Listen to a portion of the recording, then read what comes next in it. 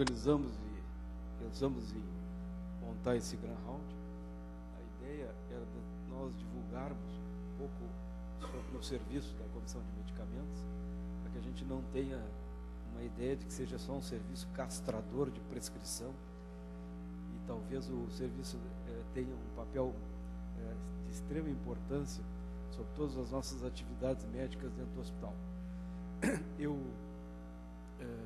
convidei a professora Leila para coordenar essa sessão, e a gente procurou dividir em tópicos que atendam mais ou menos os objetivos do Grandhound, que é divulgar o serviço, mostrar o que está sendo feito e propor alguns casos para a gente discutir corriqueiros que costumam acontecer, situações mais frequentes no hospital. Eu trouxe eu sempre faço uma introdução ao tema, e eu trouxe esse slide para mostrar para vocês talvez um dos papéis que a Comissão de Medicamento tem no hospital, que é de fazer o controle, né, de custos. E é uma árdua tarefa nesse cenário tão amplo e divergente da farmacoterapia de um modo geral na medicina.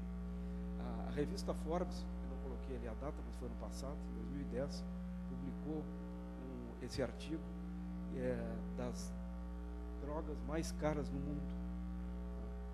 Como vocês podem ver, 9 drogas ocupam os primeiros lugares na lista de drogas mais caras, com valores acima de $200 mil por ano. Entretanto, apesar dessas 9 drogas terem esse preço, essas drogas basicamente chamam a atenção que elas não pertencem ao grupo das drogas oncológicas. Elas são drogas utilizadas de distúrbios metabólicos, distúrbios genéticos, e que têm a necessidade de manutenção anual dessas drogas. E elas, nos Estados Unidos, hoje afligem apenas 10 mil pessoas e consomem uma barbaridade de dinheiro. No Brasil, existem algumas estimativas de que em torno de 20% do orçamento da saúde é dirigido para drogas de alta qualidade. Passo próximo. Olhem as drogas. A campeã da lista é a droga utilizada, que é um anticorpo monoclonal para o tratamento da hemoglobinuria paroxística noturna, que é uma síndrome hemolítica e que é congênito, e que foi liberado pela agora o FDA, aprovado uma droga que diminui a hemólise, esse anticorpo monoclonal. E vejam o valor dela, $409 mil por ano. A segunda droga, $375 mil por ano, é para o distúrbio metabólico da síndrome de Hunter. E a terceira, são 9, eu só coloquei 3 aqui, é uma droga que também foi recentemente aprovada pelo FDA, que é para o tratamento do edema, do angioedema, deficiência de C1Q, do complemento, que é aquele edema de face angioneurótico. Então, imaginem se hoje o Hospital de Clínicas tem esses 3 pacientes aqui. Como é que a comissão de infecção vai tratar esse assunto, que hoje é uma questão jurídica, né? Hoje existem áreas no direito especializadas em controlar medicamentos e exigir que o Sistema Único de Saúde pague. Então eu vou pedir, isso é um tema assim, só provocativo dentro dessa discussão que a gente vai fazer, porque o apelo por novas drogas, né, professor, tem constantemente sido bombardeado aí o nosso Comissão de Infecção. Então, vou passar a palavra à Comissão de Medicamentos. Vou passar a professora Leila, ela vai coordenar a reunião.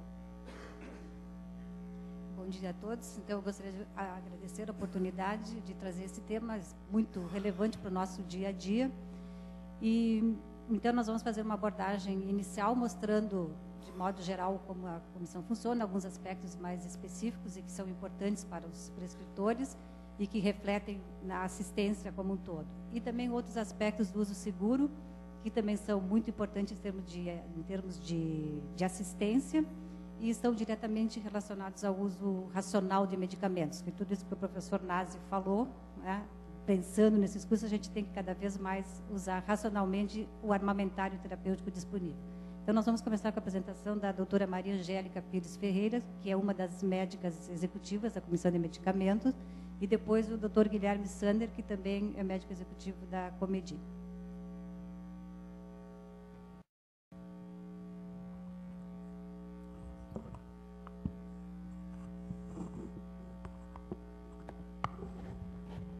Bom dia. Então, eu vou mostrar inicialmente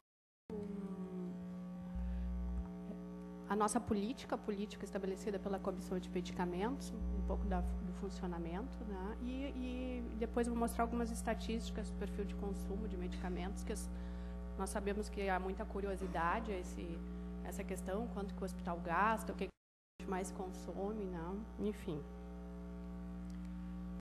Então, a política de medicamentos é um conjunto de normas, de rotinas, de medicamento, inclui parâmetros, estabelece parâmetros de qualidade, práticas voltadas para a promoção do uso racional e seguro de recursos terapêuticos. Os medicamentos são o recurso terapêutico mais utilizado em hospitais e são também responsáveis pela maior fração de gastos com recursos terapêuticos. Essa política, então, estabelecida pela Comissão de Medicamentos, pela Administração Central, deve levar em conta as recomendações da Organização Mundial de Saúde para comissões de farmácia terapêutica, ou comissões de medicamentos, como nós chamamos aqui, e também levar em conta a própria missão institucional. Como é que funciona aqui? A política é estabelecida por uma comissão de medicamentos, que foi constituída em 1980, a primeira comissão do hospital, constituída de forma permanente. É uma comissão considerada pioneira no país, nesses moldes, e é também um modelo. Ano passado foi feita uma tese de doutoramento sobre comissões de farmácia terapêutica. A Comissão de Medicamentos do Hospital de Clínicas foi escolhida como padrão ouro. Menos do que 15% dos hospitais grandes no país possuem comissões de medicamentos, e nos nossos moldes isso é mais raro ainda, infelizmente. A comissão aqui, ela é diretamente subordinada à administração central, ela tem um regimento interno, é de caráter permanente, ou seja, não é uma comissão que se constitui a cada 2 anos somente para revisar a lista, não, o funcionamento é contínuo. Ela é multidisciplinar e tem um caráter consultivo e deliberativo. Então, por que uma política de medicamentos e por que a questão de fomentar o uso racional de medicamentos? Então, isso envolve aspectos éticos e aspectos econômicos. Nós devemos oferecer o melhor tratamento possível, com o máximo benefício, o mínimo de risco e, ao mesmo tempo, maximizar os recursos que são oriundos da própria sociedade.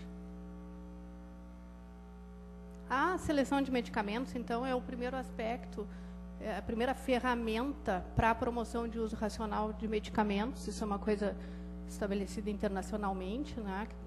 Um hospital deve manter a sua seleção para uso interno.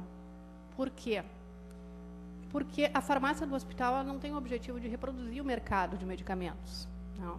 Levantamentos recentes mostram que no Brasil nós temos em torno de 2.000 princípios ativos, 25.000 apresentações comerciais, um levantamento, são feitos levantamentos seguidos, mas eu peguei um de 98 a 2002, a maioria que entraram no mercado nos Estados Unidos não eram considerados inovadores, não. São apenas mudanças de fórmula, mudanças de apresentação, aumentam a comodidade de uso, mas não trazem benefício relevante para o sistema de saúde. E também por questões de segurança, porque atualmente o próprio FDA, por exemplo, estabeleceu sistemas de fast track, em que os medicamentos são aprovados mais rapidamente, com menos exigências, né? E isso muitas vezes já repercutiu, como nós vimos, em medicamentos que entram no mercado e dali a 5 anos são retirados por sérios problemas de segurança. E além da questão de medicamentos falsificados, medicamentos roubados, então é importante que a instituição tenha critérios bastante rígidos para que o medicamento faça parte da sua lista, né, e entre no seu terapêutico. Outra questão é que o mercado não reflete as características da instituição. Então, nós temos que levar em conta o nível de complexidade, o nosso orçamento e a demanda assistencial. Sempre levando em conta que a lista é para uso hospitalar. Então, o medicamento ele pode ser muito eficaz, muito efetivo, mas ele pode não ter perfil para uso hospitalar. Isso é um questionamento, isso inclusive é uma confusão que a gente vê bastante quando se solicita padronização, né, a inclusão na seleção, de que, mas esse medicamento nós usamos, todo paciente fora usa, faz parte do tratamento do diabetes, né, da asma, enfim. Por que vocês não padronizam? Porque ele não fecha critério para o uso durante a internação.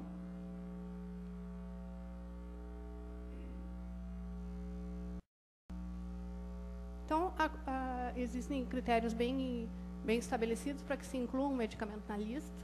Então, o primeiro deles é que o medicamento deve ter comprovada eficácia e, diante de medicamentos com igual eficácia, aquele de maior efetividade vai ser o escolhido para ser o representante. Experiência pessoal, isoladamente, não é um critério para inclusão e também não se inclui para adquirir experiência e nem também não se deve confundir questões de pesquisa com inclusão na seleção.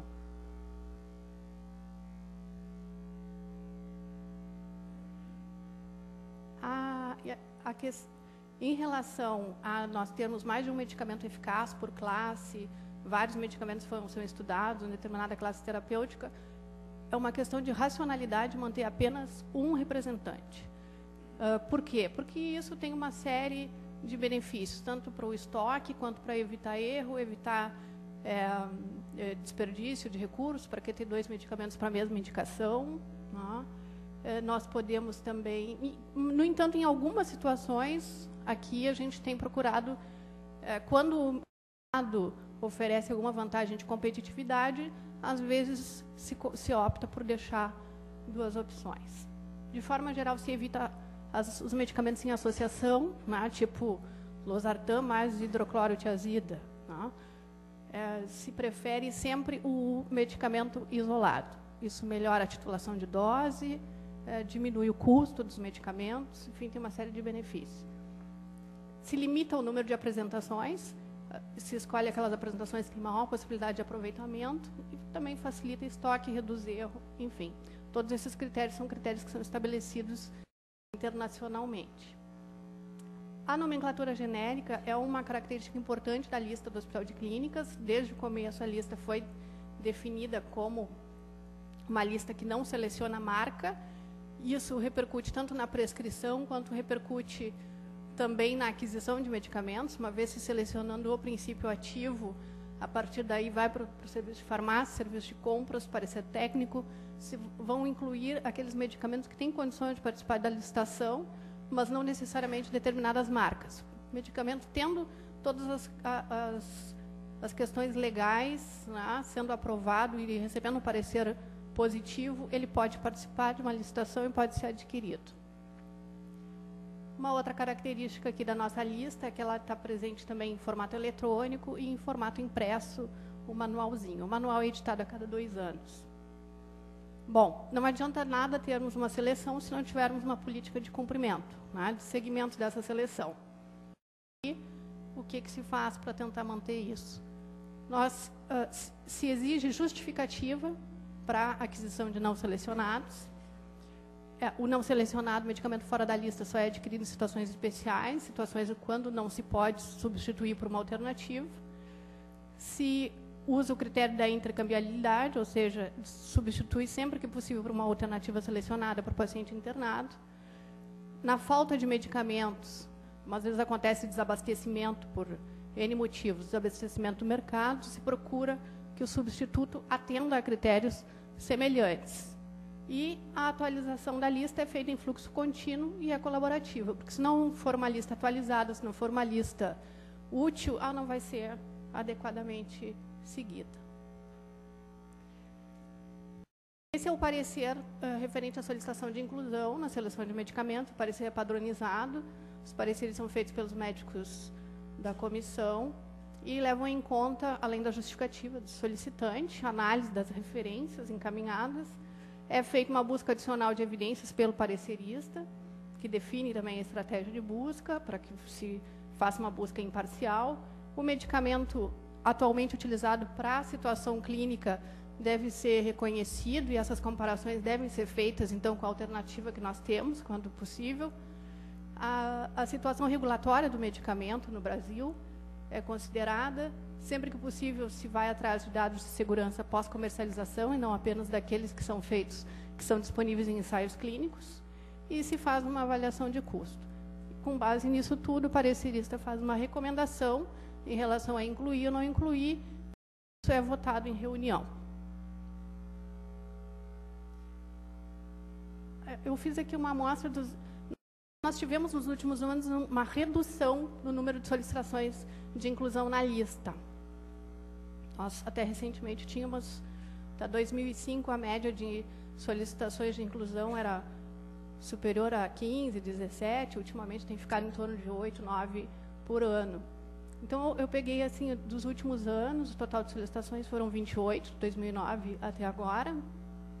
Nós tivemos 57% de aprovação das solicitações de inclusão. As classes predominantes de solicitação aqui chama a atenção que foram pouquíssimos, apenas 2 antibióticos foram solicitados. A maior parte são imunomoduladores, medicamentos para uso oncológico, anestésicos e psiquiátricos. Quando se usa uma classificação francesa, que é o índice de melhoramento, o índice de benefício que aquele medicamento pode acrescentar ao cuidado, ao tratamento médico, o sistema de saúde, o índice ASMR, que vai de 1 a 5, nós obtivemos que a moda dos medicamentos solicitados foi 5, medicamentos sem benefício maior agregado. Aqui é uma página da intranet para mostrar como é que se pode acompanhar os pareceres. Todos os pareceres, deferidos, não deferidos, estão disponíveis na página da Comedi na intranet. Também, então, tem que ter critérios para a exclusão, né? Não manter medicamentos em lista, que são medicamentos desnecessários. Então, entre esses critérios estão a falta de prescrição, problemas de segurança. Às vezes, a falta de prescrição é por N motivos, então se vai atrás disso, não é prescrito, mas pode voltar a ser prescrito por algum motivo, se estimula. Mas se é um caso, uma situação que já tem uma alternativa melhor, mais estabelecida, mais efetiva, se exclui. Problemas de segurança, problemas de qualidade, daí as fontes de informação podem ser tanto a Anvisa, o FDA, parecer técnico do hospital, enfim, isso pode repercutir, então, na exclusão do medicamento da lista. A relação do custo-efetividade desfavorável, às vezes, o medicamento ou uma determinada apresentação para nós fica mais cara do que outro, ou então nós temos um selecionado, mas o que está disponível no Sistema Único de Saúde, que o paciente vai continuar ou vai receber depois é outro, então nós levamos em conta isso no momento da seleção. E indisponibilidade no mercado, como, por exemplo, a piperazina e a cortrosina, que foram excluídos porque simplesmente se deixou de fabricar, ou a cortrosina porque o laboratório também não comercializa mais no Brasil. Em relação, então, a medicamentos não selecionados, o prescritor sempre é informado de que há um prazo de aquisição de 72 horas. Somente é adquirido em situações em que não é possível substituir por uma alternativa.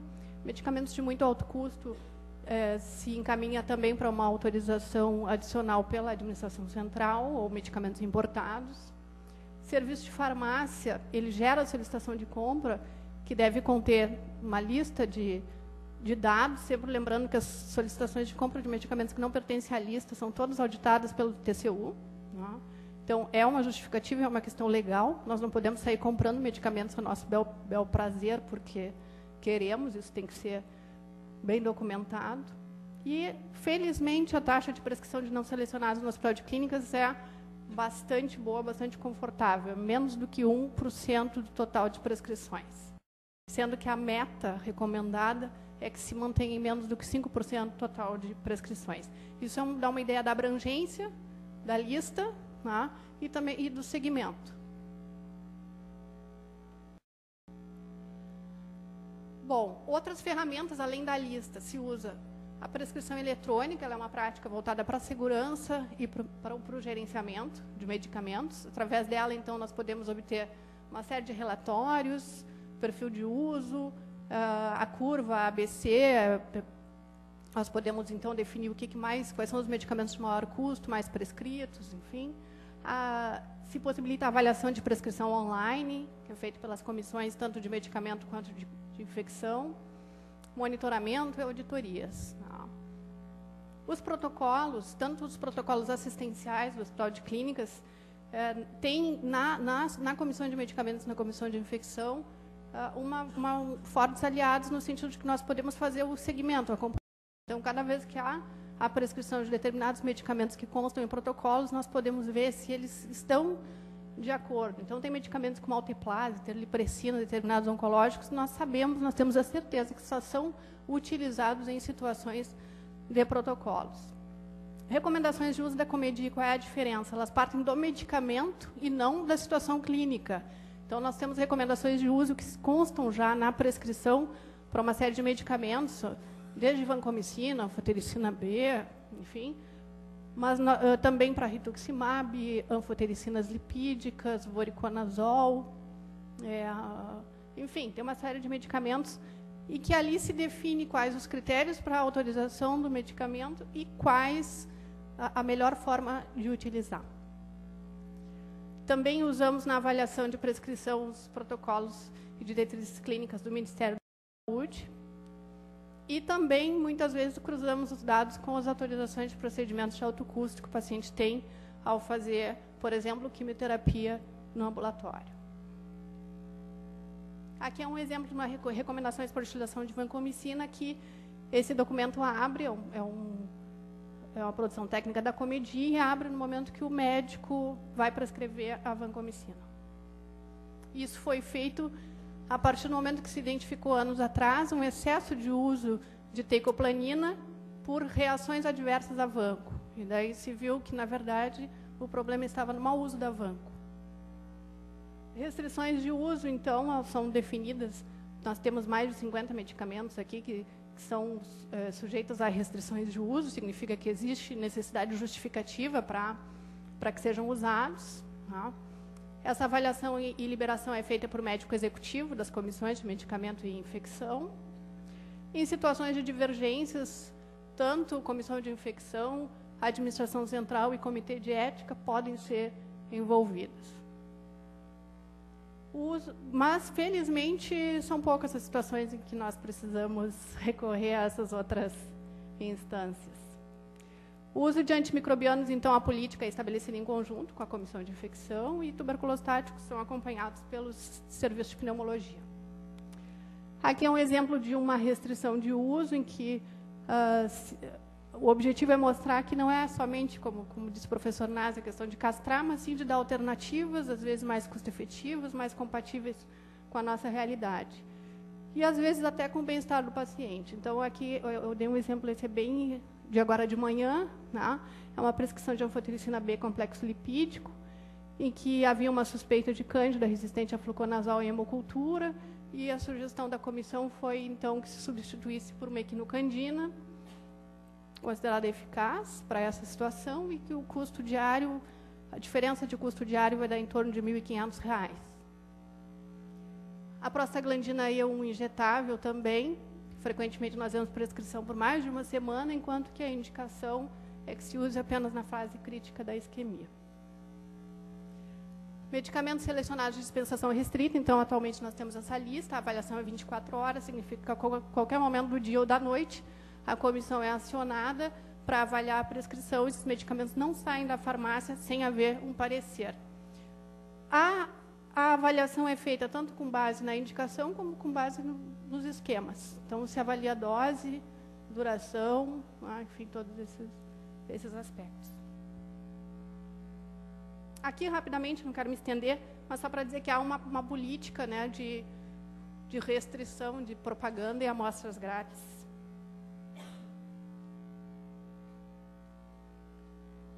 Bom, então, quando a gente analisa o perfil, o panorama do uso de medicamentos no hospital de clínicas, então, o que chama a atenção? Chama a atenção a mudança no perfil da população atendida. Então, nós temos atualmente mais pacientes, talvez se aumentou certos serviços, né, como serviços oncológicos e de transplantes.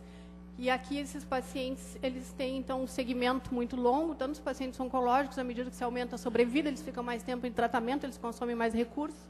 Os pacientes de transplantes, eles são, não é apenas com o transplante em si que se gasta, mas se gasta com pacientes que estão na lista, então, às vezes, eles ficam em lista de transplante durante anos, então, eles têm como referência o hospital para qualquer complicação da sua situação, da sua doença de base, são transplantados e depois do transplante eles continuam, então, a sua assistência aqui, tudo acaba interferindo no consumo de recursos.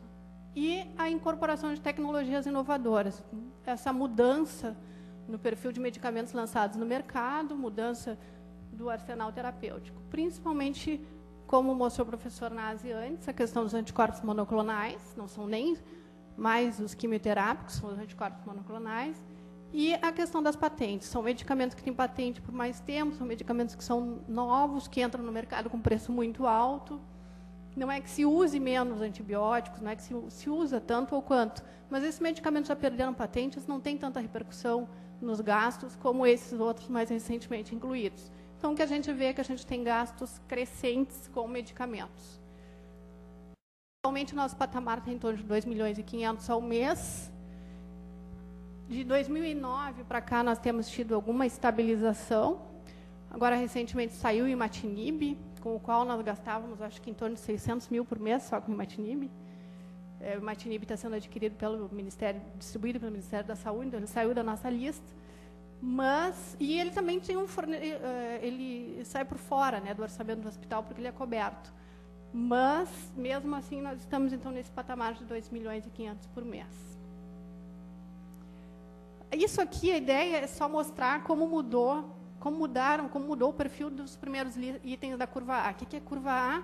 Medicamentos com os quais mais se gasta na instituição. Então, em 2001 até 2005, os antibióticos tinham um papel predominante na curva A. E, a partir de 2009, a gente vê que muda a cor. Imunomoduladores e oncológicos. Então, entram imatinib, imunoglobulina humana, dasatinib, rituximab, eu coloquei ali em verde voriconazol e anfocomplexo lipídico, porque eles são antifúngicos, mas eles não são antifúngicos comuns. Eles são usados em TMO, eles são usados em situações de transplante e em pacientes oncológicos. Então, essa população, atualmente, é que está repercutindo mais nos gastos no nosso hospital. Aqui eu, infelizmente, não consegui atualizar, mas essa continua a partir de 2008, continua crescente. Consumo de... Aqui a gente colocou imunoterápicos, na verdade, são todos os medicamentos que são considerados imunobiológicos e anticorpos monoclonais. Os gastos são crescentes a partir de 2004, principalmente, quando eles começaram a entrar no mercado. Bom, de qualquer forma, então aqui eu tentei fazer o seguinte: a gente gasta muito, são medicamentos de alto custo, mas qual é a principal situação de uso desses medicamentos na nossa instituição? Então, a gente fica um pouco mais satisfeito ao ver que, quando a gente vai atrás, a gente vê que, por exemplo, albumina humana, que é uma questão que as pessoas perguntam no corredor, mas ainda se usa albumina humana no hospital? Mas que absurdo! Aí a gente diz, não, mais de 90% das prescrições de albumina humana são para complicações de hepatopatia.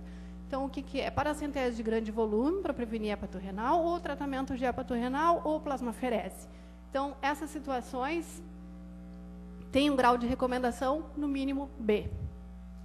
Alteplase, 95% das prescrições são para tratamento de AVC isquêmico em fase aguda, conforme protocolo institucional. O grau de recomendação é A.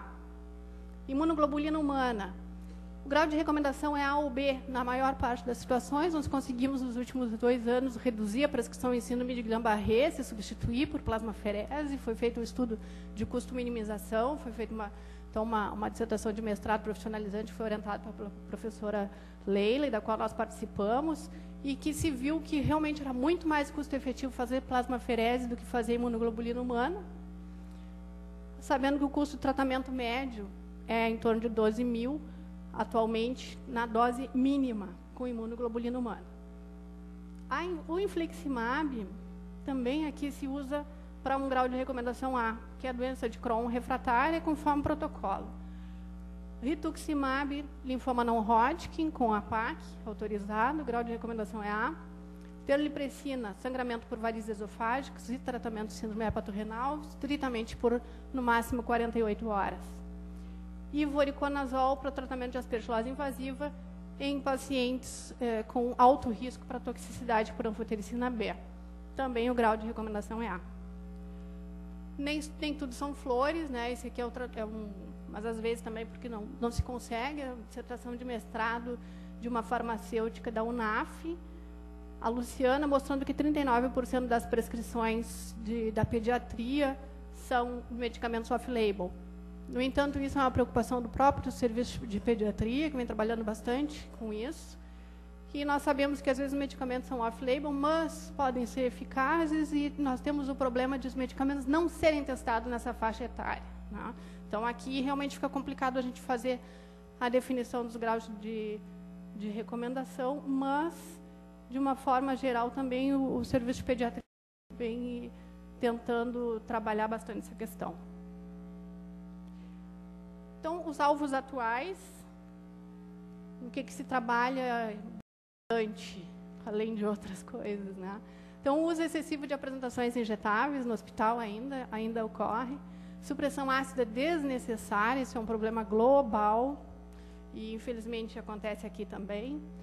Broncodilatadores, uso excessivo de broncodilatadores de longa ação em situações agudas graves, onde eles não são recomendados. Atualmente a gente está com um trabalho de restrição aí bem importante, mas é complicado. Uso injetável de broncodilatadores, má técnica, falta de aerocâmaras, enfim. O uso de imunobiológicos e anticorpos monoclonais off-label, em situações não só off-label, mas em situações com baixo nível de evidência. Isso não só em pediatria, pelo contrário, a maior parte das prescrições são em adultos.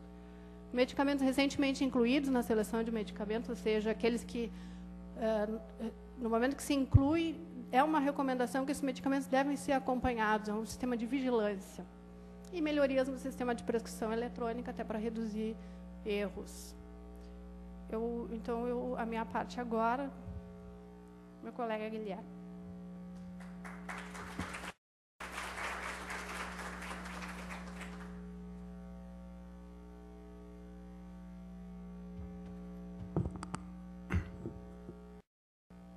Bom dia. Aproveitar o tempo para agradecer a professora Leila por ter me convidado para apresentar, e agradecendo também os coordenadores que antecederam a ela no medicamentos, que foi o que transformou a Comidia num exemplo nacional e padrão ouro, como foi dito pela Angélica, doutora Lenita, doutor Flávio Fux, doutor Paulo Picon. Então, a minha apresentação, vou passar um pouco sobre um outro capítulo que eu pedi, que é o cuidado com erros de medicação. O que é o erro de medicação? A definição clássica trabalha no processo de tratamento que causa ou tem o potencial de causar risco ao paciente. Então, tem uma definição pela Anvisa, que foi colocada no site ano passado, mas é muito semelhante, apenas acrescenta que independe se foi causado por um profissional da saúde ou se o medicamento estava com o paciente, ele usou inadequadamente por falta de orientação, etc. Mas a definição é um evento evitável que, de fato, poderia causar ou potencialmente, né, um problema para o paciente. A prevalência, então, internacionalmente se estabelece como bem frequente, como a gente vai ver nos próximos slides, com problema de dose, problema no nome, problema na rota, na via de administração, tempo, né? Então, são problemas de prescrição, problemas de dispensação, problemas de administração, principalmente. A estatística americana é bem impressionante. Na verdade, se lida com erro de medicação muito similarmente a como a gente lida com um acidente aéreo. Só que a diferença é quando cai um avião, ninguém esconde, não tem como esconder também. Mas o erro de medicação pode ficar escondido. E, recentemente, é que começou a se abrir um pouco essa caixa de Pandora e se vê que o problema é muito maior do que se imaginava. Então, nos Estados Unidos, ele se calcula que seja responsável por 50 mil a 100 mil mortes anuais. Isso coloca erro de medicação como causa de morte mais importante que acidente de trânsito, câncer de mama ou AIDS nos Estados Unidos. Considera que o custo de um erro de medicação numa internação é leve, né, o custo de uma internação em $8.750 e que o custo anual seja entre 17 e 29 bilhões de dólares. Então, é um problema muito importante, cai aviões toda hora e a gente não fica nem sabendo. Então, medidas que se tem tomado aqui, medidas em uma unidade de quimioterapia, então, que se passou a centralizar o preparo do medicamento, depois com prescrição eletrônica teve uma queda, escaneamento de código de barra também. Então, são medidas sucessivas que a gente consegue ir reduzindo. A medicação pode ocorrer na produção, no transporte, na estocagem, na prescrição, na dispensação, na administração, na educação do paciente, no segmento. Em termos de hospital, como comissão de medicamentos, principal área em que a gente encontra problemas e tem trabalhado para corrigir é prescrição, dispensação e administração. Que vocês veem que classificação bem longa dos tipos de erros, porque mostra quantas oportunidades existem para que o erro aconteça, né? Então, realmente, na prescrição, um medicamento não indicado, que tem história prévia de alergia e não foi identificado, que é contraindicado por alguma condição do paciente, que tem interação com outro medicamento, e aí vai, interação com alimento, omissão de dose, dose é maior, dose é menor na administração, frequência errada, forma farmacêutica, erro no preparo. Então, começa a se ver, aí começa a se entender por que acontece tanto, né? Quando a gente coloca a estatística, parece que aqueles exageros, tudo parece, né? Tudo tem aquele estudo de impacto clássico, que sempre é 5 bilhões de dólares nos Estados Unidos, independente do que se calcule. Não, realmente tem muita oportunidade de erro e realmente é difícil de evitá-los todos. Isso é uma das primeiras mensagens, é não esconder e acreditar que ele existe. Tem medicamentos que também estão classes terapêuticas mais perigosas, que a gente tem que ter um cuidado especial, mais de perto. Aqui também medicamentos específicos que têm um potencial, causar um potencial dano muito grave caso seja administrado, seja prescrito ou dispensado de forma errônea, então entre cloreto de potássio, entre outros, né, que são que a gente tem que ter um cuidado especial. O erro de medicação ele pode ser categorizado também pelo dano que ele causou, às vezes ele não chega a causar dano, é considerado erro porque potencialmente poderia ter causado. Né, que é quase erro, ou que não chegou a ser administrado, mas chegou diluído errado, e na hora de se administrar, quem ia administrar, né, aí tem o papel da enfermagem, que é crucial, que é a barreira antes de o erro acontecer. Mas mesmo assim, os erros que antecedem, mesmo que tenha sido evitado, eles são categorizados. O que fazer? Primeira medida, que tipo de abordagem que se toma com o erro? Ou, enfim, o erro pode acontecer, pode causar um dano bem sério ao paciente. O que a gente faz? Primeiro é o tipo de abordagem. Na abordagem individual, que se vê mais frequentemente, os erros são considerados que são causados por negligência, imperícia e imprudência. O responsável é identificado, punido e a questão é encerrada. O erro é esquecido, pode acontecer de novo, não se aprende com o erro, e a mensagem é: coisas erradas acontecem com pessoas ruins. Então, a gente corrigindo individualmente o problema, demitindo, punindo, afastando, o problema tende a ser corrigido. Na abordagem sistêmica, em paralelo com a abordagem da prevenção de acidente aéreo, se considera que os erros primeiro precisam ser conhecidos. Primeiro é fundamental que a gente conheça que tipo de erro pode acontecer. Por notificação, enfim, por conhecimento, analisa o erro de maneira detalhada, investiga todos os fatores relacionados àquele erro, identifica quais são os comportamentos e situações de risco que estão colocando aquele erro, quase erro, como possíveis de acontecer, implementa estratégias de prevenção e não tem um foco punitivo. A punição pode ocorrer, mas não é fundamental. Pessoas que repetidamente agem com imperícia, negligência, né, e que não seguem recomendações, eventualmente podem ser punidas, mas a abordagem principal é identificar e entender que se alguma coisa está acontecendo é porque existem as condições para que elas aconteçam, que a gente tem que prevenir que elas aconteçam. Na maior parte dos hospitais não existem protocolos de conduta diante de erros. Condutas são, o que se faz mais são relacionadas a advertências verbais escritas. O medo acaba impedindo a notificação, isso aqui também em paralelo com investigação de acidente aéreo. As ações são muitos, né, na questão aérea, são sigilosas porque para que se todos os fatores que levaram aquele erro possam ser identificados, né. Então, o medo de demissão, de suspensão, também acaba prejudicando aquela abordagem sistêmica. Os erros acabam sendo relatados somente quando presenciados ou denunciados, não derivam estratégias preventivas e, no final, se estabelece o método avestruz, não há erro porque não há notificação, porque não há investigação, parece que tudo acontece às mil maravilhas e o problema está resolvido. Então, a frequência de erros em estudos, né, observacionais é muito frequente. Chega-se a ter, né, sendo bem criterioso com nome, rota, interações, alergias, todos aqueles tipos de erros, chega-se a estatísticas de 70% de erro. Quer dizer que 70% de itens prescritos tem algum tipo de problema, prescritos, dispensados e administrados, tem algum tipo de problema que realmente nos causa alguma aflição para internar no hospital, né?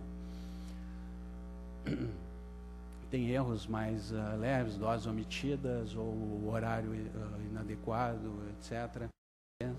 Né, sendo bem criterioso, considera erro também. Então, prevalência, de novo, bem frequente na prescrição, né, de forma farmacêutica ambígua, acaba sendo dispensada da forma errada, medicação não prescrita sendo administrada, terapia dupla aqui, até a farmacêutica Maide me mostrou ontem uma prescrição, o paciente tinha para dor, tudo sem necessário e sem explicação, era tudo ser dor. A enfermeira teria que escolher o que fazer, mas tinha, sem necessário, dipirona, codeína, diclofenaco, indometacina, petidina, tudo na mesma prescrição, ser dor. O que estamos fazendo no Hospital de Clínicas? Então, foi constituído o grupo de uso seguro, né? Tem participantes, é multidisciplinar e transcende as comissões. Elas têm representantes do preparo de medicamentos, da farmácia clínica, da comedia, da farmácia de dispensação. Tem o apoio do GRED pela enfermeira Elisa Refa também, que tem programa de prevenção de erros no bloco cirúrgico e que notifica. É um projeto de desenvolvimento aprovado no GPPG que tem o objetivo principal de promover estratégias de uso seguro com vistas à prevenção, né, de eventos adversos decorrentes do erro de forma integrada e interdisciplinar. Então, reduzir os objetivos específicos, reduzir os efeitos dos erros de medicação, estimular um ambiente de trabalho propício à discussão e à diminuição do erro e disseminar os conhecimentos necessários. Então, isso passa por definir indicadores de desempenho, aprimoramento dos sistemas de notificação. Isso aqui é fundamental, um dos principais motivos da gente ter trazido a apresentação, até porque tem que ter envolvimento de todo o hospital, principalmente os erros precisam ser conhecidos, tem coisas que acontecem que a gente nem imagina, e a partir do conhecimento dos erros é que a gente pode também traçar novas estratégias, disseminar, fechar o ciclo da qualidade. Então, desenvolver medidas educativas e promover pesquisas periódicas, né, com funcionários, com todo o ambiente do hospital para identificação e para estudo dos erros que vem acontecendo. Então, o grupo de uso seguro tem reuniões semanais desde 2009, discussões de pauta são por demanda, surgem muitos assuntos vindos das áreas assistenciais, análise de causa e enfoque na prevenção, estímulos à notificação e medidas educativas. Nesse contexto, foi realizada uma pesquisa de opinião com os funcionários da área de enfermagem, que uma das questões era qual o motivo principal que você considera para que tenham acontecido erros de medicamento. Ficou em primeiro lugar problemas na comunicação. Também distração, cansaço, falta de conhecimento. Mas vocês veem que falta de conhecimento, frequentemente, não é só aqui na literatura internacional também, nem sempre é o principal. Às vezes, o conhecimento a gente tem, o que falta é implementar. Isso aí vou esquecer um policial rodoviário foi entrevistado no dia 24 de dezembro. E aí, quais são as medidas que o senhor aconselha para reduzir os acidentes? Eu aconselho que as pessoas saibam o que precisa ser feito, façam o que precisa ser feito, porque todo mundo sabe o que tem que fazer. O negócio não é explicar, mas sim pedir que faça. Então, muitas vezes, a solução é mais óbvia e mais simples do que se pensa, como, por exemplo, problemas na comunicação, que o Gus tem trabalhado bastante. Melhores condições de trabalho, também a gente, no ciclo de vida do medicamento, tem melhoras que a gente vai implementando aos poucos, não são muito fáceis de implementar, mas que também pode ter bastante melhora. Então, na falta de comunicação, por exemplo, inclusão e exclusão e alteração de prescrição, que se faz a mudança somente no sistema, não avisa a enfermagem. O técnico de enfermagem tem uma lista, tem os procedimentos que ele tem que executar, e ele pode né, não tomar conhecimento que aquele medicamento foi alterado, foi suspenso, etc., e acabar acontecendo erro. Ou ao contrário, também pode acontecer uma mudança verbal, só se fala, né, troca o turno, ou se imprime novamente a prescrição e o erro persiste. Então, comunicação é um dos principais fatores de erro. Cansaço, desatenção, múltiplas tarefas simultâneas também é um fator importante de erro. Tem um hospital americano que viu que durante o preparo da medicação pela enfermagem até a administração, em média, o profissional de enfermagem é interrompido 10 vezes. Então, eles estabeleceram uma faixa. Quando a pessoa está preparando o medicamento, ela coloca uma faixa e até, enquanto ela está com aquela faixa, ele não pode ser interrompido. Porque fazer várias coisas ao mesmo tempo também leva ao erro. Ainda mais num contexto que tem vários pacientes, né, múltiplas tarefas com pacientes diferentes e múltiplos medicamentos. Então, notificação de erro e quase erro, tem urnas amarelas disponíveis nas unidades, tem o e-mail do uso seguro, tem o ramal do uso seguro. Podem também comparecer às reuniões do GUS nas quintas-feiras na sala da Comedia, na sala 947. Então, resultado das 80 notificações, então se viu que 28% das notificações eram referentes a erros de administração, alguns decorrentes de prescrição, quase erro tinham relacionados à prescrição, dispensação, administração, e os principais fatores nessa primeira amostra que predisponiam ao erro: semelhança entre os medicamentos, dúvidas na interpretação da prescrição e dúvidas quanto aos cuidados. Então, as atividades do GUS também passam por cursos, treinamentos. Foi feito o primeiro simpósio sobre o uso seguro em maio de 2010, contou com a colaboração de diversos profissionais do Hospital de Clínicas e de fora do hospital. Farmacovigilância também, com apoio da farmácia, CONAF, da farmácia clínica, de seguir medicamentos que são utilizados principalmente para tratar reações adversas a outros medicamentos. Então, o segmento do flumazenil, naloxone, vitamina K, protamina, pode identificar mau uso dos benzodiazepínicos, dos opioides, dos cumarínicos, da heparina. Alguns medicamentos que muito frequentemente têm associado a alta incidência de mau uso, né, anfotericina, vancomicina, ou que o mau uso pode levar a reação adversa e que levar a troca por um medicamento de alto custo. Então, são medicamentos que também são seguidos bem de perto. Aqui podemos incluir também o cloreto de potássio, que ele era disponível nas unidades, agora foi recolhido todo o cloreto de potássio e agora ele é dispensado junto com outros medicamentos, né? Não segue o mesmo fluxo de distribuição dos soros e sim dos medicamentos. O erro, sempre que acontece, normalmente ele encontrou espaço em várias barreiras, né? Foi uma sucessão de potenciais locais em que ele poderia ter se prevenido. Então, na prescrição, a gente tem se preocupado, né, em ampliação dos sistemas de alerta na prescrição eletrônica, delimitação de doses máximas, redução do uso de siglas, solicitação de confirmação de vias, formulários automáticos para preenchimento de reação adversa. Então, isso aqui são coisas que estão sendo implementadas, algumas delas já foram feitas e outras ainda precisam do apoio de implementações na informatização. Então, situações reais, né, que a gente vê, dipiridamol injetável. São medicamentos aqui que eu trago que são de uso restrito, por isso passam por nós da Comedia, e é uma das oportunidades que a gente tem de fazer as correções. Então, dor abdominal, prescrição de dipiridamol, quase com certeza houve confusão com dipirona, dipiridamol se necessário. Formoterol em paciente com ventilação mecânica. O paciente não tem como, né, em ventilação mecânica, não tem fluxo inspiratório para fazer a aspiração. Propofol 140 ml, são 7 ampolas do medicamento. Provavelmente se queria prescrever miligramas, né? Então, beta-necol 10 comprimidos, provavelmente se queria prescrever 10 miligramas. Budesonida 200 microgramas, 400, mas via oral. O medicamento já é em cápsula, o erro já é fácil de se cometer, ainda mais se está prescrito via oral, facilmente poderia ser administrado a cápsula por via oral. metilprednisolona de 1 em 1 hora, provavelmente se queria dar a cada dia. 500 beclometasona, 500 jatos.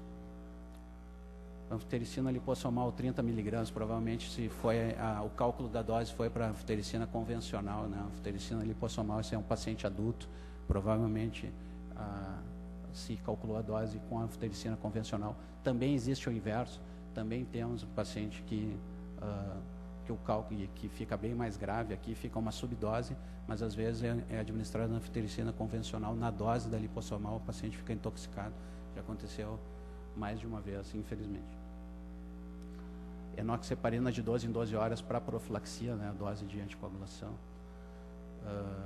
Subdose, 12 microgramas, também, provavelmente se faltou uns 5 ali, se queria prescrever 125. Outro local que a gente pode fazer a prevenção na dispensação, então a farmácia tem trabalhado, Comedia, farmácia, enfermagem, todo o grupo do GUS, em modificações no cadastro de medicamentos. A farmácia tem passado uma implementação de um projeto de pesquisa a dispensar com código de barras, melhoria na rotulagem dos medicamentos, né, de cuidado especial identificados por cores, a ampliação dos alertas, padronização e triagem farmacêutica.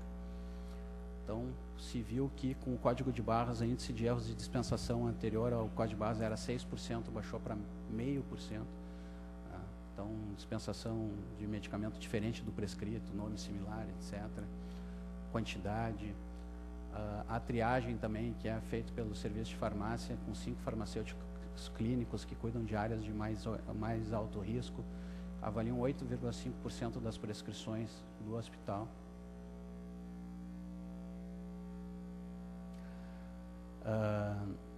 Em que se avaliou no mês de maio, tem a estatística aqui do mês de maio, que tiveram 139 não conformidades identificadas e que foi entrado em contato com os médicos prescritores, a adesão às sugestões da farmácia foi de 59%, mostrando que realmente a maior parte era problema de erro de prescrição.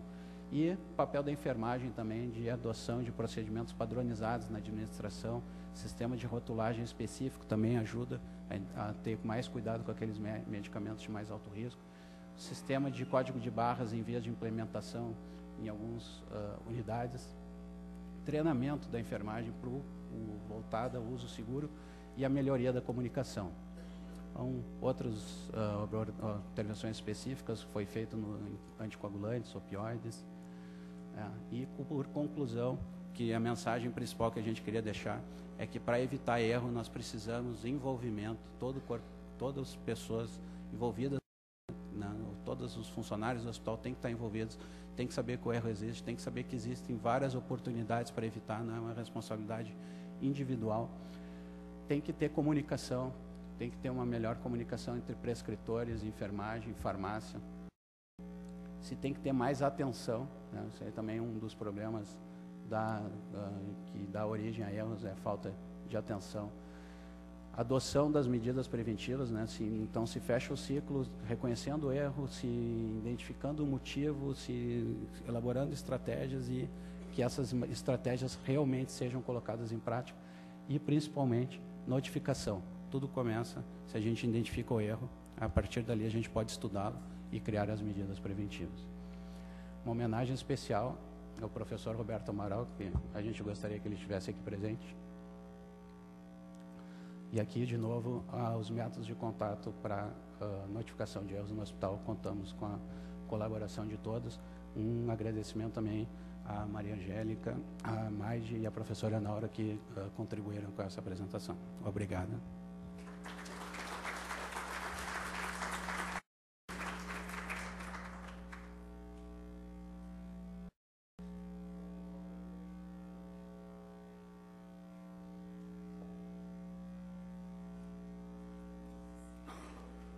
Pergunta para a gente abrir a discussão.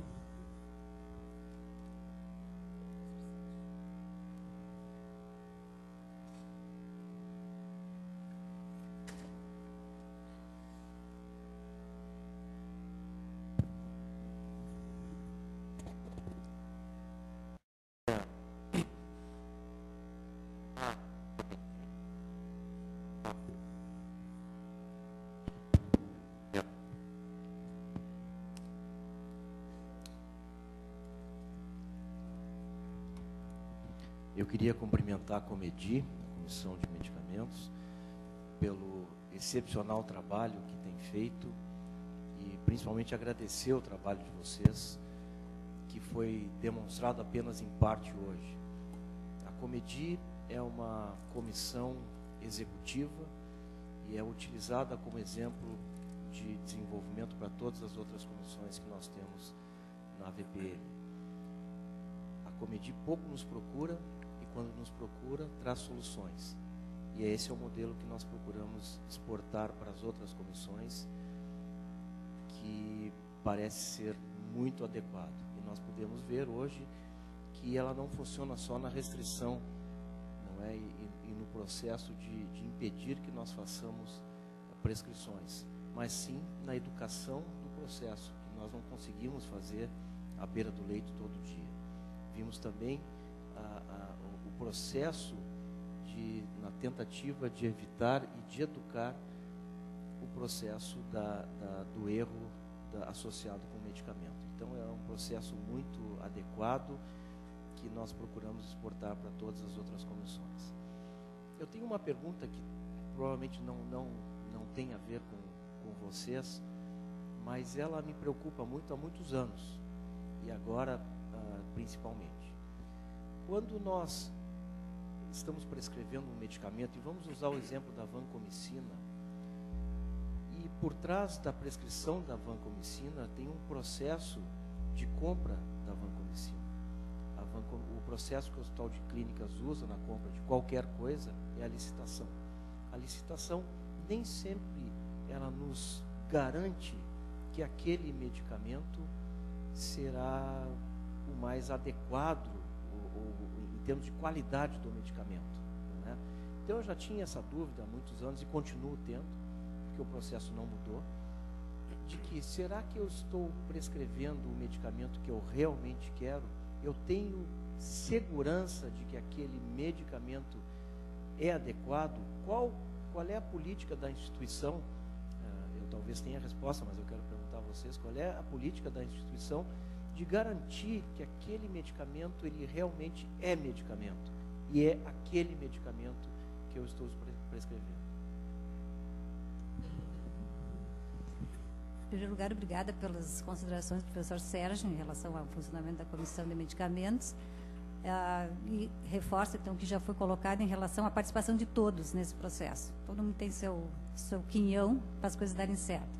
E na questão da qualidade dos produtos, especificamente, a política é zelar pela qualidade tanto quanto possível, ou seja, todas as empresas que vão participar de uma licitação devem se credenciar junto ao hospital através de documentos que atestem seu controle de qualidade, a qualidade do seu produto. Então, isso é do ponto de vista, né, o que o hospital exige na hora da licitação. E aí, todos os que estiverem habilitados podem realmente participar. Para estar habilitado, tem que preencher as condições da Anvisa, né, que credencia, que dá licença de funcionamento. Então, se a gente confia na Anvisa, né, teoricamente, quem se habilitou deve estar, o produto deve ser confiável. Só que a gente sabe que na prática existe todos aqueles problemas no caminho, né, de roubo, de falsificação. Então, a documentação em si não é uma garantia de 100% de que o que está chegando realmente é o de melhor qualidade. Então, o próximo passo que a gente faz é o acompanhamento. Nós não temos como fugir da licitação, né? O hospital público tem que fazer esse tipo de compra, e o que a gente pode fazer é o controle interno, acompanhamento, quando existe alguma queixa, né, do corpo clínico. Olha, eu estou usando tal medicamento, não estou observando os resultados esperados, ou tem alguma coisa diferente, a gente vai atrás para tentar se informar o que está acontecendo, avaliar desde a questão da notificação, né, em questão de lote, as questões de acondicionamento, como é que foi administrado, e às vezes também chega ao ponto de mandar para análise, para saber da composição, se o princípio ativo está presente. Porque a gente tem também alguma limitação, né, que a análise técnica que é feita não garante que aquele produto, o sal que está lá que é o princípio ativo, pode ter formas isoméricas, né, que saem na dosagem total. Então, pode ter formas que não são exatamente, não têm a mesma atividade do que deveria ter pela questão de proporção dessa mistura. Então, a gente não tem como 100% garantir, mas a gente faz o possível para que isso seja o melhor, né, o melhor produto adquirido. E contamos com a colaboração do corpo clínico, né? Quando observam alguma coisa, fazer contato e a gente procura resolver. O serviço de farmácia fica atento para isso também, talvez a Maide possa acrescentar alguma coisa.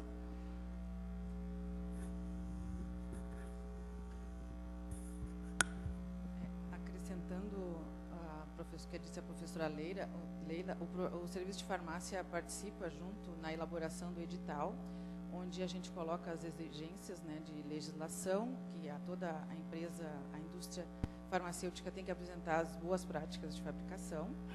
E, paralelo a isso, durante o consumo, o serviço de farmácia também acompanha, faz um acompanhamento através de farmacovigilância de todas essas reações que os pacientes possam apresentar, e também alguma das notificações que o corpo clínico nos faz, que a gente passe a acompanhar essas reações e intercorrências através do processo de farmacovigilância.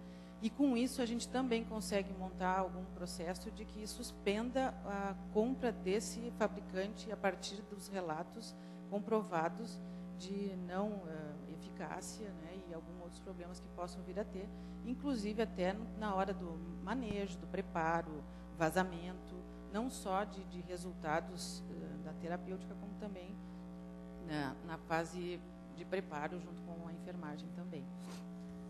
Eu só queria também salientar na intercorrência que eu fiz ali com o Guilherme, que, na verdade, através da unidade de assistência farmacêutica, né, na nossa farmácia clínica, os farmacêuticos acompanham, fazem a triagem dessas prescrições.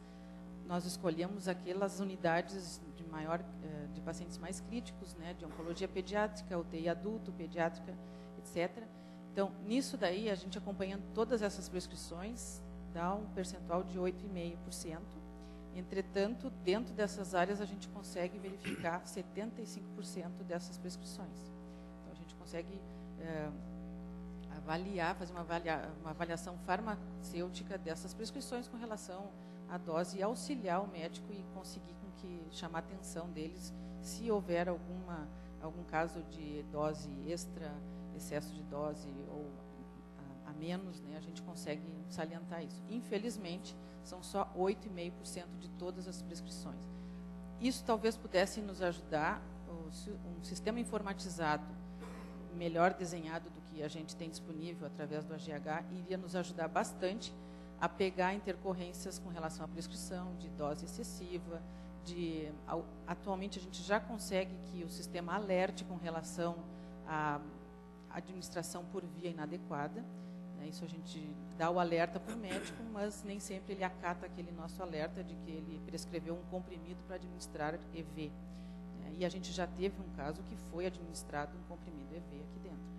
Então, nesse sentido, eu acho que a gente conseguindo que, partindo da conclusão do Guilherme, maior envolvimento das pessoas, e daí de todas as classes também, a gente ter o envolvimento da área médica, que a gente consiga que eles participem mais das nossas reuniões do grupo de uso seguro, que a gente consegue envolver bastante a enfermagem, mas ainda não conseguimos o sucesso de envolver mais os médicos. Então, se houver um engano por parte de uma prescrição, que a gente consiga convidar esse médico e que a gente consiga conversar com ele e até conseguir também algumas sugestões para nos ajudar na nossa prescrição informatizada, que a gente sabe que também tem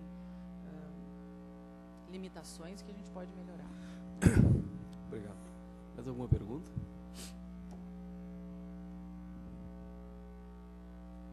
Eu queria só explorar um pouquinho do erro médico.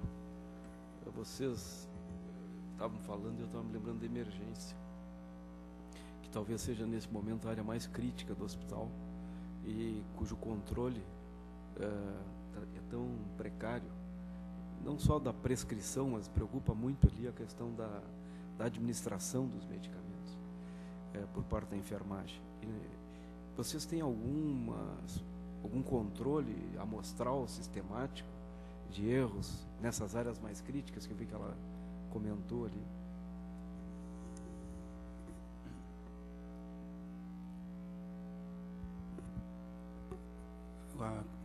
O erro de medicação, a gente tem dificuldade de identificar se não houver notificação, se não tiver participação. O erro de administração em especial, porque é um erro sem testemunhas.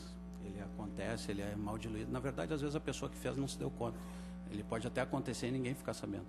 Se for lá diluído anfitericina por uma criança, tem prescrições aqui para recém-nascido, não é o caso de emergência, mas só para ilustrar, né, com o extremo. Prescrições para recém-nascidos, ampola de anfitericina convencional de oxicolato tem 50 miligramas, tem prescrições de 0,78 miligramas. Isso fica para o profissional lá, o técnico de enfermagem, fazer a diluição. Ele vai fazer, e se ele não acertar, nem ele vai ficar sabendo. Às vezes a gente pode estar dando 8 vezes a dose, uma coisa absurda, né? Em alguns casos, os estudos de prevalência de erro de medicação, para a gente ter certeza da frequência que eles ocorrem, são muito complexos por causa disso. A gente sabe que a emergência, pela quantidade de pacientes, na falta de profissionais, pelos turnos, pelo cansaço, é uma área de risco, a gente tem que dar uma especial atenção e usar todas aquelas medidas preventivas que a gente usaria para qualquer unidade, que é melhora da comunicação, evitar o cansaço, melhor atenção, mas algumas medidas que poderiam ser implementadas à medida que as coisas forem evoluindo, né, como administração com código de barras ou preparo da medicação numa unidade especializada para preparo da medicação, não deixar isso mais uma tarefa para o profissional de enfermagem.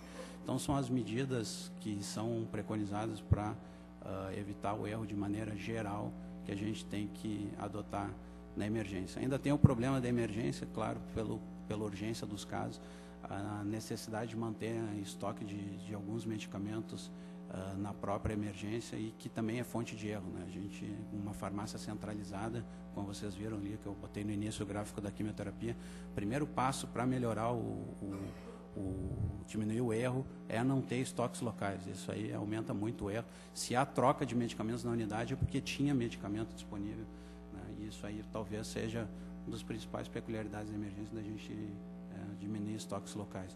Mas, de maneira geral, a gente só tem que dar mais atenção, mas implementar aquelas mesmas medidas que a gente implementaria no resto do hospital. Estava me lembrando de um erro que aconteceu há pouco tempo num outro hospital, não foi aqui,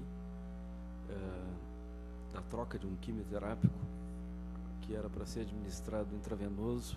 A paciente estava recebendo um intravenoso e o intratecal, e foi trocado. O intravenoso foi feito intratecal e o intratecal foi feito intravenoso e a paciente morreu, né? Fez um quadro de aracnoidite, hipertensão, etc, e morreu. Existe um checklist para algumas medicações assim de alto risco que vocês orientam a sistematizar. Quando vocês falam em comunicação, o que é exatamente comunicação?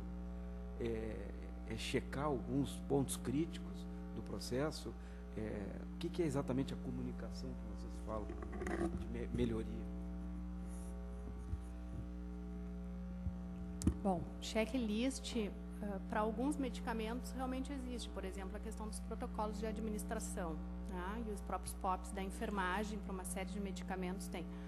O problema é que a gente observa que existem tabelas de diluição, existem protocolos de administração, está tudo aí. Se a gente for nas unidades, está tudo lá bem bonitinho. O problema é que consultar.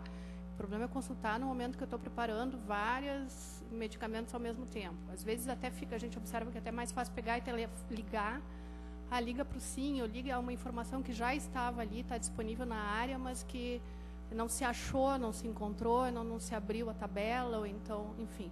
Então, assim, claro que se recomenda essa questão de ter, quanto mais padronizado, melhor. A informação tem que estar prontamente disponível e de uma forma amigável, fácil de encontrar. Essa tabela tem que ser fácil, tem que ser uma tabela que preveja todas as situações e que seja mais individualizada. Não adianta eu ter uma tabela de todas as doses de adultos lá na UTI pediátrica. Então, claro que isso também se está trabalhando. Comunicação, mais especificamente aqui, o que a gente observa, a comunicação até desde a comunicação interpessoal, a gente recebe muito essa questão das notificações, muitas queixas de o técnico não conseguiu falar com a enfermeira ou teve vergonha de perguntar, a enfermeira tem vergonha de perguntar para o médico. Então, assim, mesmo, até não sei se vocês lembram, mas aquela campanha que a gente fez e que pretendemos seguir sobre a questão da comunicação. Então, a comunicação interpessoal é importante, ou seja, se as pessoas têm que ter condição de perguntar e de receber uma resposta, por mais simples que ela seja, uma resposta, né, educada e objetiva. E a questão da comunicação, que também nos afeta muito, é a prescrição, e que é que é para nós uma prioridade. Infelizmente, a gente não tem tido isso atendido de forma adequada, mas, assim, apesar do nosso sistema de prescrição ser considerado um dos melhores, né, está sendo exportado, nós, aqui dentro, nós conhecemos quais são os bugs, né, quais são as nossas dificuldades.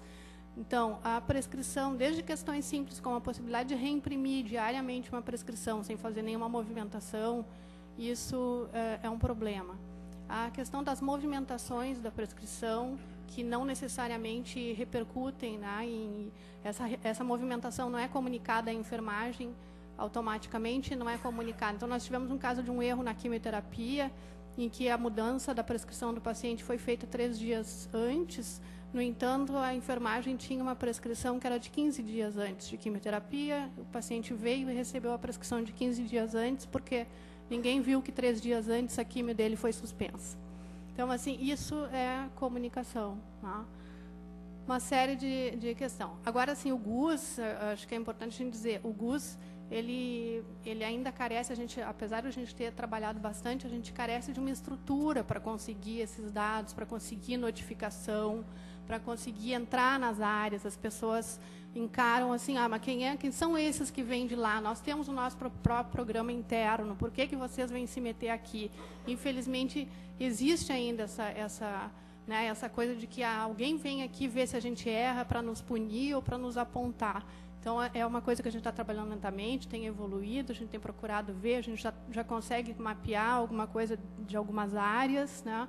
Mas é um trabalho que ainda está incipiente. Um rápido comentário, eu queria voltar à qualidade do medicamento, dando 2 exemplos rápidos, né? O meu filho pequeno tem enxaqueca e ele me pediu um dia para comprar um remédio para dor de cabeça, o paracetamol, mas ele pediu de uma marca conhecida. Pai, me compra, ele tinha 8 anos. Pai, me compra um remedinho esse aqui, que é para minha dor de cabeça. E aí eu fui lá e comprei o paracetamol genérico, não é? E cheguei para ele e entreguei. Tá aqui, ó, filho, usa o remedinho para ver se... Não, eu não pedi esse aí, pai. Não, eu sei que tu não pedisse, tu pedisse aquela marca famosa, mas é o mesmo remédio, meu filho, não é? Não tem problema. Não, não é. Mas como assim, meu filho? Não é, eu já tomei esse e não adianta para minha dor de cabeça. Outro exemplo, um paciente meu com hipertensão pulmonar que usa o sildenafil, o famoso Viagra, para quem conhece e não conhece, e o paciente começou a piorar, eu disse, mas o que aconteceu? Vamos atrás da sua... Aí ele disse, não, o senhor mudou alguma coisa assim? Eu passei a comprar esse remédio lá do Paraguai. Eu disse, mas o que será que está acontecendo? Né? O que será que está acontecendo? Aí conseguimos, através da intervenção da farmácia, me ajudou, nós pedimos para fazer uma avaliação daquele medicamento ali na escola de farmácia, na faculdade, e realmente tinha metade da dose, né? Tinha metade da dose preconizada que o paciente estava usando quando ele comprou. Então, o processo licitatório que nós utilizamos, apesar de ter todas essas garantias de carimbos daqui, dali, não garante a qualidade do medicamento. Isso eu tenho convicção. Esses remédios estão sendo vendidos nas farmácias com todos os carimbos possíveis e impossíveis e não tem qualidade. A pílula de farinha, vocês conhecem que ocorreu. Então, talvez a gente pudesse, né, melhorar o nosso processo em algum momento de realmente avaliar o que tem naquilo. Para, em algum momento, através, né, pega aqui uma medicação aqui, outra ali, eu sei que encarece, que não sei o que, mas traz qualidade para o processo. Essa seria uma sugestão, né, eu queria só seguir na participação médica. Tu tens toda a reação, toda a certeza de que os médicos não participam. É muito difícil fazer os médicos participarem de qualquer processo. Uma sugestão seria nós tentarmos colocar, não é que viesse do grupo, ou de quem quer que seja, viesse, vamos falar sobre os erros de medicamentos, viesse um relatório de erro de medicamentos e se fosse discutido nas reuniões de serviço. Reunião de serviço não serve só para discutir o caso mais emocionante da vida, né? Não, mais difícil. Não, ele serve também para processos. E nós estamos falando de processos educativos. O residente precisa também aprender a fazer a sua prescrição adequada.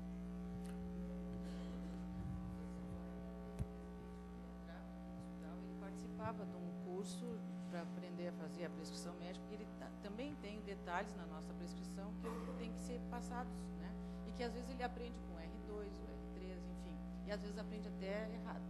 Hoje de tarde eu fui convidada pelo professor de do serviço de psiquiatria para uma reunião com os residentes, em vez de levar os casos que eles prescrevem que pode ser melhorado para facilitar a comunicação com a enfermagem. Então, com alguns serviços a gente já está conseguindo alguma coisa. Mas também eu acho que essa questão de dar mais treinamento para os residentes, para eles saberem prescrever, porque às vezes eles têm desconhecimento de como é que pode ser feito. A questão de inclusão, de reimpressão, que vai levar a um possível erro no futuro, isso aí pode ser minimizado com esse tipo de coisa.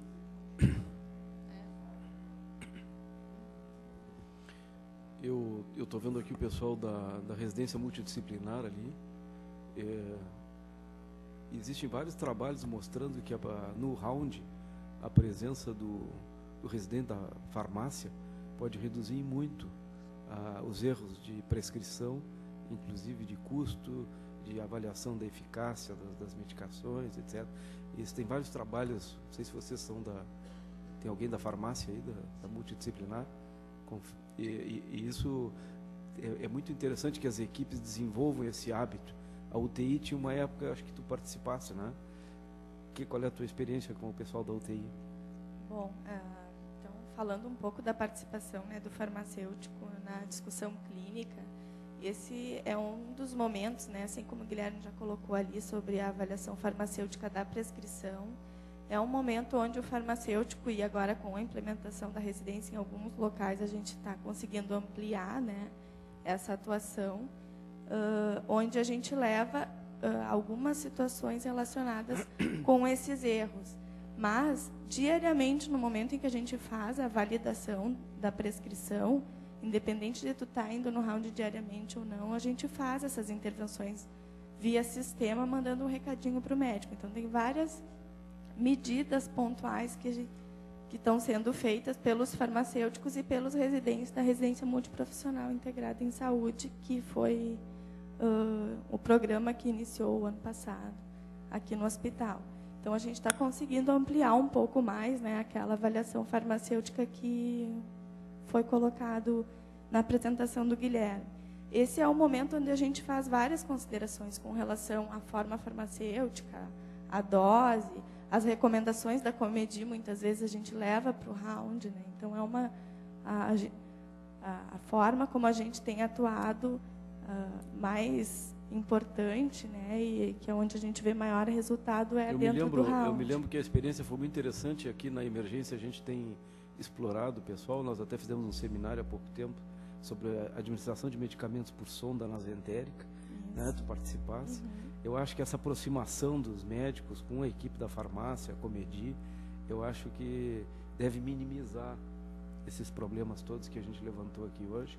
Eu queria agradecer a professora Leila e a todos aqui presentes, porque eu acho que é um grand round muito importante para a gente poder alavancar e despertar em todos a necessidade de se manter a vigilância constante. Me surpreende negativamente que nós temos aqui praticamente 0 de residentes no hospital, né? Entretanto, isso faz parte, professor Sérgio, da nossa missão de tentar atrair os residentes e chefes de serviço para um grand round desses que tem implicações de tamanha ordem. Obrigado a todos, até a próxima.